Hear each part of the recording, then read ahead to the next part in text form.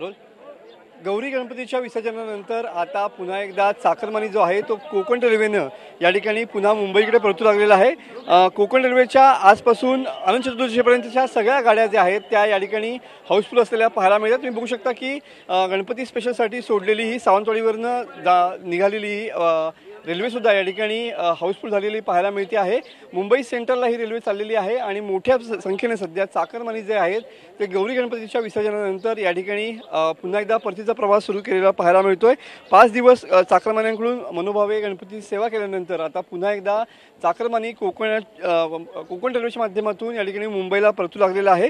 गणपती स्पेशलसाठी यावेळेला जवळपास 350हून अधिक गाड्या सोडल्यानं अनेक गाड्यांना या ठिकाणी लेटमार्क लागलेला पाहायला मिळतोय। अनेक गाड्या ज्या आहेत त्या 2 ते 2.5 तास अजूनही या ठिकाणी लेट धावताना पाहायला मिळत आहेत। मात्र 5 दिवसांच्या म्हणजे गौरी गणपतीच्या विसर्जनासोबतच आता चाकरमानी जो आहे तो पुन्हा एकदा कोकण रेल्वेच्या माध्यमातून मुंबईच्या दिशेने परतताना पाहायला मिळतोय।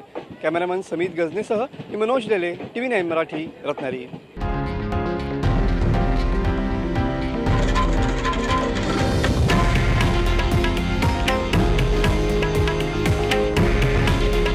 हे आहे देशातील नंबर 1 न्यूज नेटवर्क आणि आपण पाहत आहात TV9 मराठी।